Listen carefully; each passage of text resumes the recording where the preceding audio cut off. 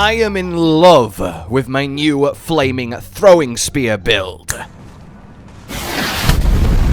My enemies don't seem to like it as much, though. Hello, my fellow Tarnished, and welcome to my first build guide for Shadow of the Erdtree. Oh, and there is timestamps for you to skip around to any particular part that you care about. The locations of everything will be at the end, a little bit of a showcase to begin with, and then the literal build in detail in the middle, so you can do with that what you will. We're not going crazy today, and we're not going to be spoiling anything later or anything like that. This is achievable very early on, and it's absurdly potent considering. Hell, ignore the considering. This is absurdly potent the entire way through. It is using the new Smithscript type of weapons, which let you throw them with your heavy attacks, either normal or charged, and in this case the spear.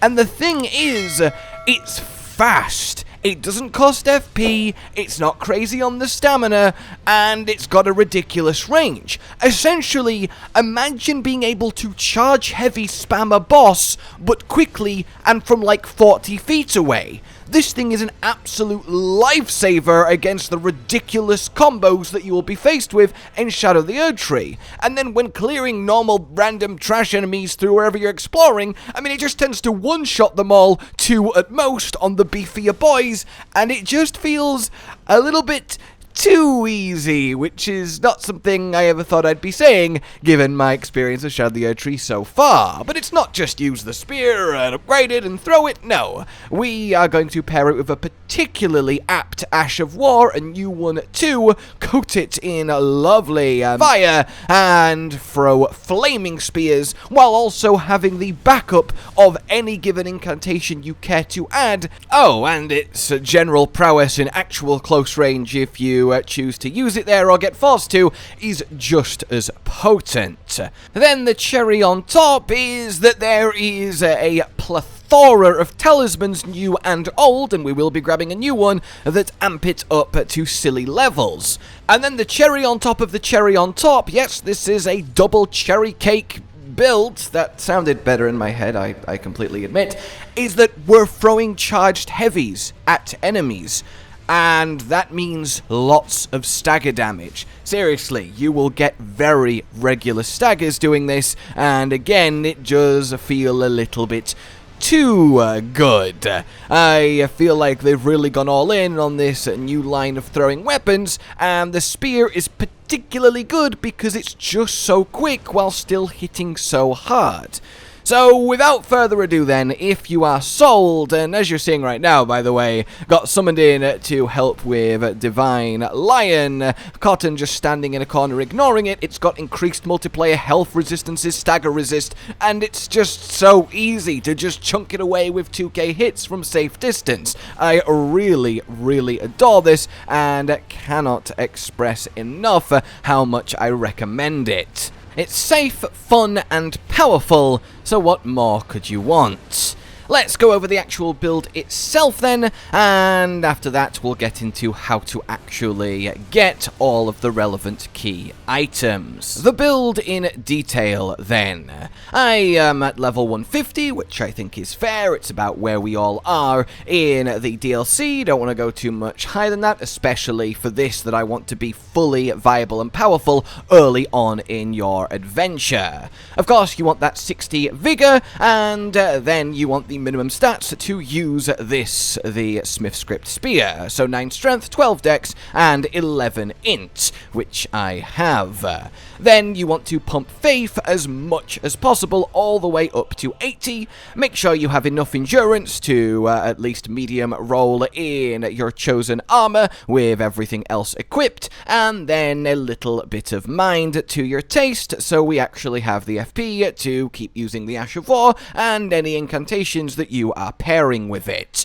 Nice and straightforward. The weapon then, as we are seeing, is the Smithscript Spear, and you want to attach to it the Flame Skewer Ash of War. This is a new one, and you will learn how to get it in the final section of the guide. Set it to Flame Art, so we lean into that faith scaling. Now, technically, you can ignore the faith side of things if you don't want to be casting incantations, you don't want to have a seal in your offhand, and then you can just throw it normally, but this plays in quite nicely to the flaming spear side of things that we want, and makes it really potent. But truthfully, you can go into keen, or even heavy, and go a little bit more straightforward without the magical edge, and the ash will still do really well for you. But Flame Art, I have found, works the best, and we do get that B faith scaling, hence the pump in faith.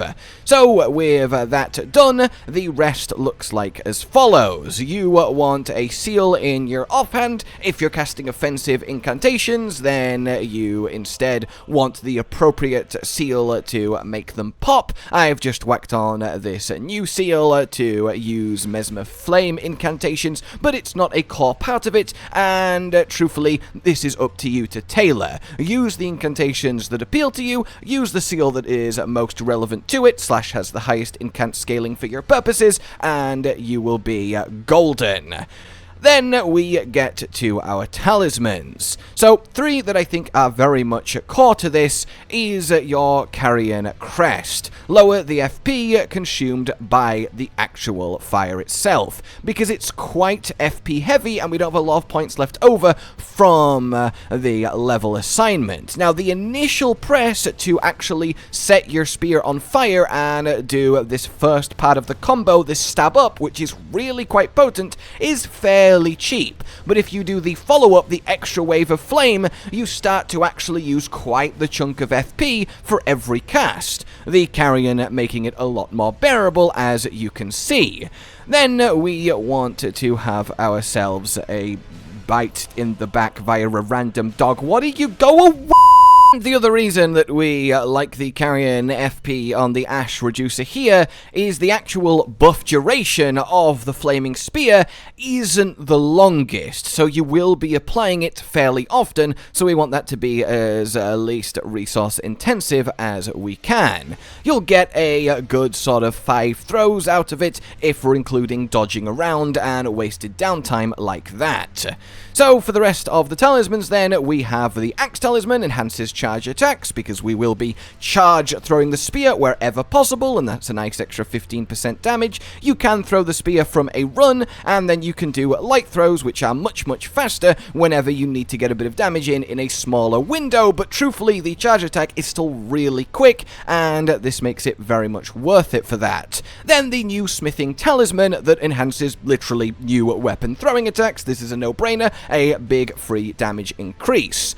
Then finally, your 4th talisman is a flexible slot. If you want to use the Ash of War itself at melee range, then Shard of Alexander is the way to go. For this stab up and the extra fire, it makes it really pop. But if you really just want to focus on keeping your distance and only throwing, then it's not as worthwhile. So alternate options then include the following. The Fire Scorpion Charm to amp the actual burning damage side of things, though with the extra damage taken, it's not the most worthwhile. A defensive talisman like the Dragon Crest to not get absolutely annihilated by everything, and I think this is a really good choice to choose, or something more specific if you're fighting specific types of damage mainly, but a defensive talisman in general. And lastly, I do like the Dagger Talisman here because you will get a lot of staggers from chain throwing your spear, and this one helps the damage there. Though, that said, I still would lean towards likely a defensive choice, but it's a choice you can indeed make. In your Wondrous Physick, then, what you want is either the Stone Barbed Cracked Tear to make stance breaking easier, or you want the Flame Shrouding to increase the fire damage component of what you're doing. Both work well. The other one, though, is much more straightforward. You just want increased charged attack damage, as we are throwing charged heavies at range with the spear. Then for spells, the two obvious choices, here we go again. Flame grant me strength for that big increase to both sides of our damage, and then Golden Vow for another nice increase, and indeed the defense is really nice, especially in the DLC early on too. And as you can see, we have 80 faith and a load of free memory slots, so as I say, you can add to this any given incantation you feel is worthwhile, you feel is good, you feel is fun, and mix that into the playstyle, and that's really quite neat. But there's nothing required for the coarse flaming spear throwing, so I've left it open for you to choose. And that then is the build in a nutshell. Nice, simple, straightforward synergies that lead to a lovely ranged potent playstyle that hits hard, keeps you safe, and gets the job done, and is also really fun, because repeatedly chucking flaming spears that stagger everything and melt them is massively enjoyable. Playstyle and general flow of this then is, as you might imagine, every time there's an opening, chuck a spear. A quick chuck for a small opening, or a slightly larger one, a charged chuck. And well, that's it, you've mastered it. But beyond that, of course, keep yourself buffed up where you feel it's appropriate against bosses or any particularly tough sections of the open world or legacy dungeons. Use your Wondrous Physick if you really want to go crazy, and then past that, use any given incantations that you've mixed in, and then keep up the flaming spear. There's no point doing the follow-up attack if it's not going to hit anything, as it won't help, and then we heavy away and watch the absolute absurd amounts of damage that it does. It also does have pretty decent aim allowance and tracking, though sometimes you will miss. But you can see just a quick little dodge and then a quick little poke, just doing the light one without even the flame on. Like, it's just so effective. It's so enjoyable. It really, really is. If I put my fire back on and then say hi to this guy, he gets blocked by the post, because of course he did. He just took 1,000 damage through blocking it, by the way. Like, so good. And as I said, the actual melee capabilities of it are wonderful too.